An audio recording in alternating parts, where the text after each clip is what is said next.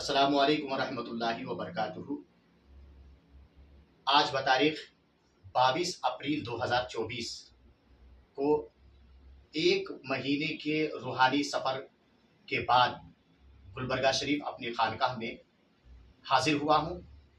और जैसा कि आप ये देख रहे हैं, ये जलाली टोपी जो लाहौर से मदीना शरीफ में पहुँचा और मदीना शरीफ से हमारे हर दिल अजीज़ वहीं बेबन शफ़ीक़ हमदम जनाब फैज़ आलम साहब ने बड़ी मेहनत और मशक्क़त के साथ और बड़ी मोहब्बत के साथ हमारी खानकाह तक पहुँचाया।